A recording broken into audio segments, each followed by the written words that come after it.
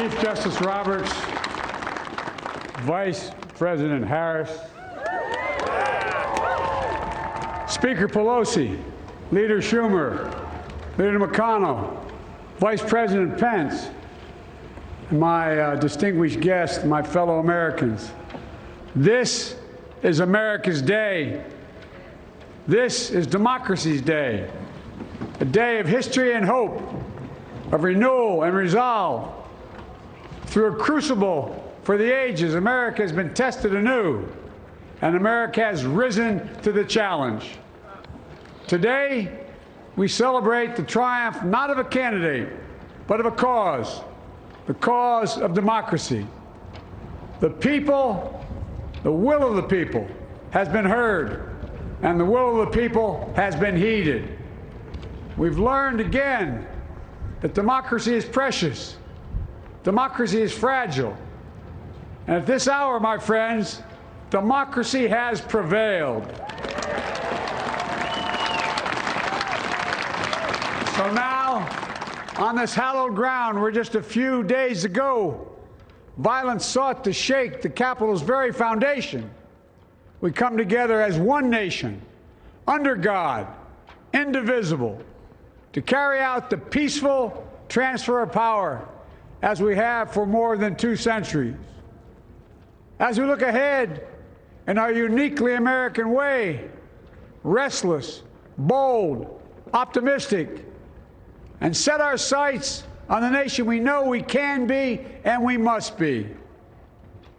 I thank my predecessors of both parties for their presence here today. I thank them from the bottom of my heart. And I know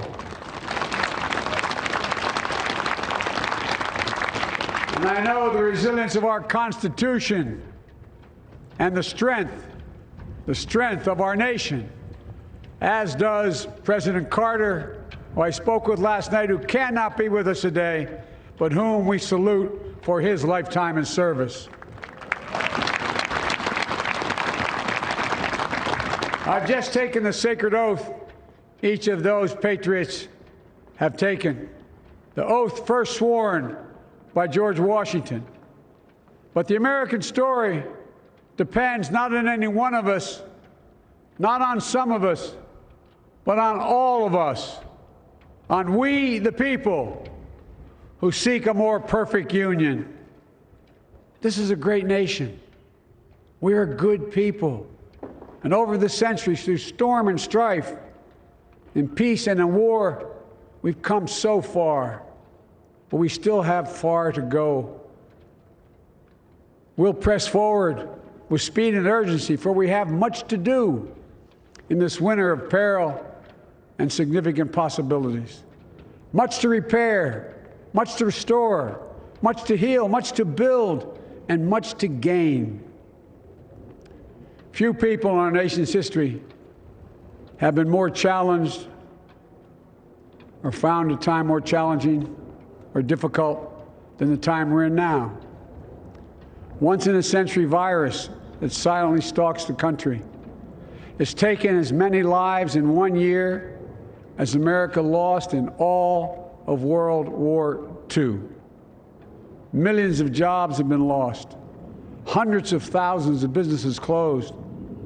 A cry for racial justice, some 400 years in the making, moves us. The dream of justice for all will be deferred no longer. A cry for survival comes from the planet itself, a cry that can't be any more desperate or any more clear. And now, a rise of political extremism, white supremacy, domestic terrorism, that we must confront and we will defeat.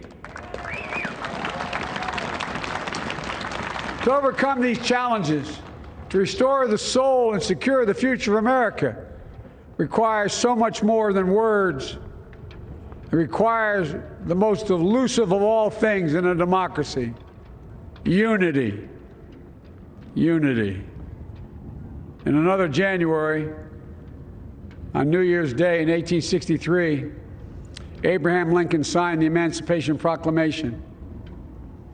When he put pen to paper, the president said, and I quote, If my name ever goes down into history, it'll be for this act, and my whole soul is in it. My whole soul is in it. Today, on this January day, my whole soul is in this, bringing America together, uniting our people, uniting our nation. And I ask every American to join me in this cause.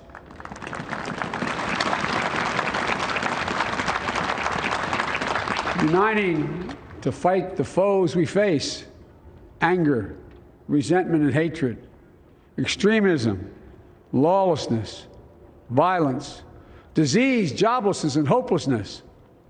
With unity, we can do great things, important things. We can right wrongs. We can put people to work in good jobs. We can teach our children in safe schools. We can overcome the deadly virus. We can reward work and rebuild the middle class and make health care secure for all. We can deliver racial justice, and we can make America once again the leading force for good in the world. I know speaking of unity can sound to some like a foolish fantasy these days. I know the forces that divide us are deep and they are real. But I also know they are not new. Our history has been a constant struggle between the American ideal that we're all are created equal and the harsh, ugly reality that racism, nativism, fear, demonization have long torn us apart. The battle is perennial, and victory is never assured. Through Civil War, the Great Depression, World War, 9/11, through struggle, sacrifice, and setbacks, our better angels have always prevailed. In each of these moments, enough of us have come together to carry all of us forward. And we can do that now. History, faith, and reason show the way of unity. We can see each other not as adversaries, but as neighbors. We can treat each other with dignity and respect. We can join forces, stop the shouting, and lower the temperature. For without unity, there is no peace, only bitterness and fury. No progress, only exhausting outrage. No nation, only a state of chaos. This is our historic moment of crisis and challenge, and unity is the path forward. And we must meet this moment as the United States of America. If we do that, I guarantee you we will not fail. We have never, ever, ever, ever failed in America when we've acted together. And so today, at this time, in this place, let's start afresh, all of us. Let's begin to listen to one another again, hear one another, see one another, show respect to one another. Politics doesn't have to be a raging fire, destroying everything in its path. Every disagreement doesn't have to be a cause for total war. And we must reject the culture in which facts themselves are manipulated and even manufactured.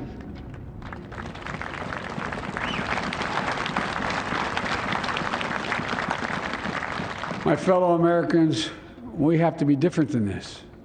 America has to be better than this. And I believe America is so much better than this. Just look around. Here we stand in the shadow of the Capitol Dome, as was mentioned earlier, completed amid the Civil War, when the Union itself was literally hanging in the balance. Yet we endured. We prevailed. Here we stand, looking out on the great mall where Dr. King spoke of his dream. Here we stand where 108 years ago, at another inaugural, thousands of protesters tried to block brave women marching for the right to vote. And today, we mark the swearing in of the first woman in American history elected to national office, Vice President Kamala Harris. Don't tell me things can't change. Here we stand across the Potomac from Arlington Cemetery, where heroes who gave the last full measure of devotion rest in eternal peace. And here we stand, just days after a riotous mob thought they could use violence to silence the will of the people, to stop the work of our democracy, to drive us from this sacred ground. It did not happen. It will never happen. Not today, not tomorrow, not ever. Not ever.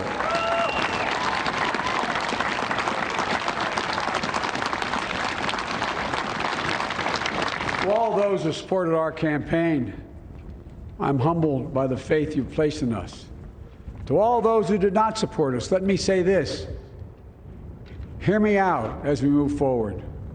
Take a measure of me and my heart. And if you still disagree, so be it. That's democracy. That's America. The right to dissent peaceably within the guardrails of our republic is perhaps this nation's greatest strength. Yet hear me clearly. Disagreement must not lead to disunion. And I pledge this to you. I will be a president for all Americans. All Americans.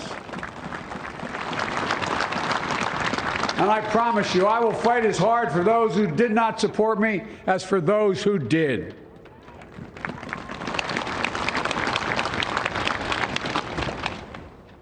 Many centuries ago, St. Augustine, a saint of my church, wrote that a people was a multitude defined by the common objects of their love.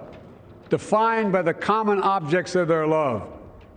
What are the common objects we as Americans love that define us as Americans? I think we know. Opportunity, security, liberty, dignity, respect, honor, and yes, the truth. Recent weeks and months have taught us a painful lesson. There is truth and there are lies. Lies told for power and for profit. And each of us has a duty and a responsibility as citizens, as Americans, and especially as leaders. Leaders who have pledged to honor our Constitution and protect our nation, to defend the truth and defeat the lies. Look, I understand that many of my fellow Americans view the future with fear and trepidation. I understand they worry about their jobs. I understand, like my dad, they lay in bed at night, staring at the ceiling, wondering, can I keep my health care? Can I pay my mortgage? Thinking about their families, about what comes next.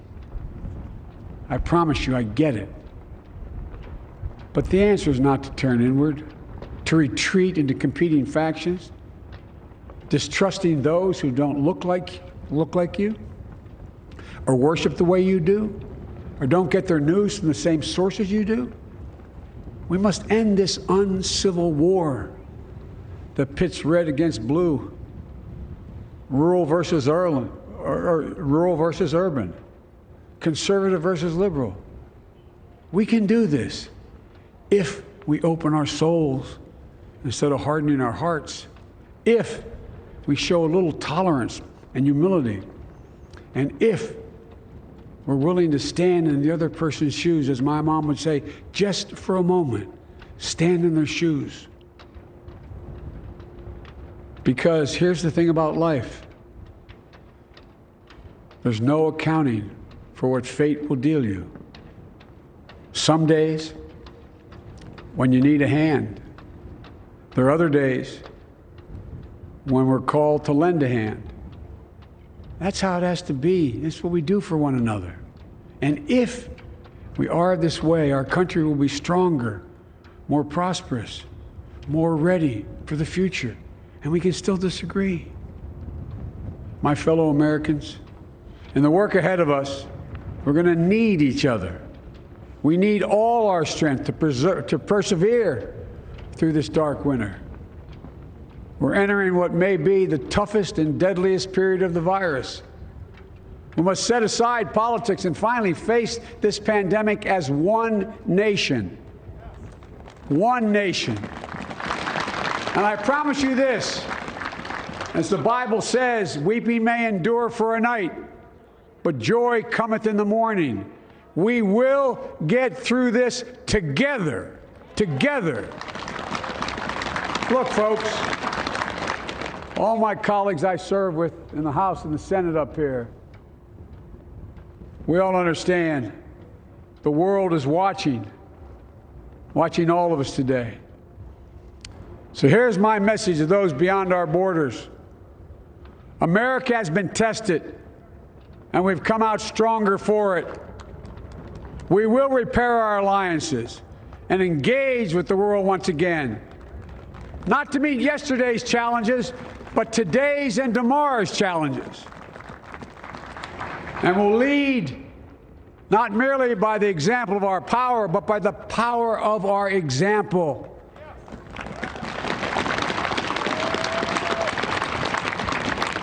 We'll be a strong and trusted partner for peace, progress, and security.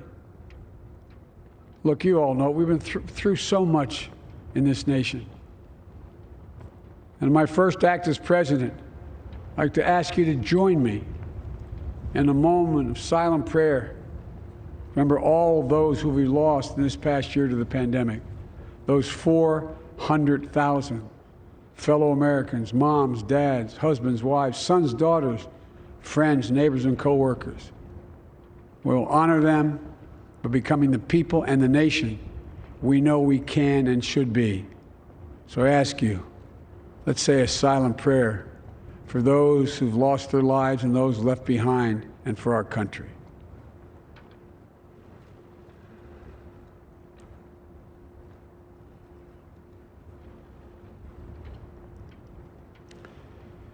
Amen. Folks, this is a time of testing.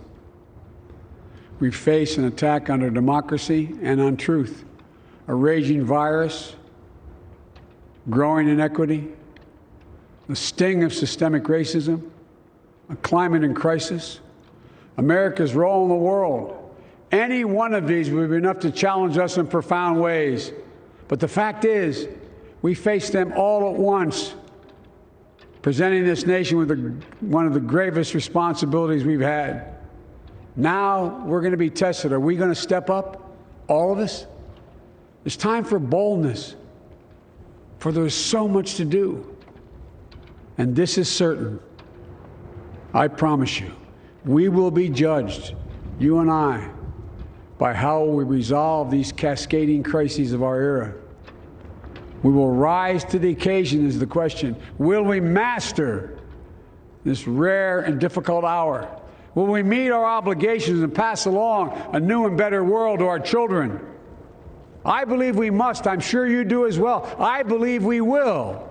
And when we do, we'll write the next great chapter in the history of the United States of America, the American story. A story that might sound something like a song that means a lot to me. It's called American Anthem. There's one verse that stands out, at least for me, and it goes like this. The work and prayers of century have brought us to this day. What shall be our legacy? What will our children say? Let me know in my heart when my days are through. America, America, I gave my best to you. Let's us add our own work and prayers to the unfolding story of our great nation. If we do this, then when our days are through, our children and our children's children will say of us, they gave their best, they did their duty, they healed a broken land.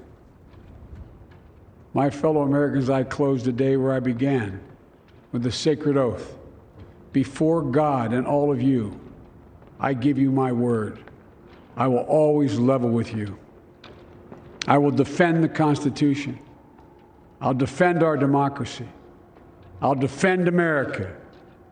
and will give all of you, keep everything I do in your service, thinking not of power, but of possibilities, not of personal interest, but the public good. And together we shall write an American story of hope, not fear, of unity, not division, of light, not darkness, a story of decency and dignity, love and healing, greatness and goodness. May this be the story that guides us, the story that inspires us, and the story that tells ages yet to come that we answered the call of history. We met the moment. Democracy and hope, truth and justice did not die on our watch but thrived. That America secured liberty at home and stood once again as a beacon to the world. That is what we owe our forebears, one another, and generation to follow. So, with purpose and resolve, we turn to those tasks of our time, sustained by faith, driven by conviction, and devoted to one another and the country we love with all our hearts. May God bless America, and may God protect our troops. Thank you, America.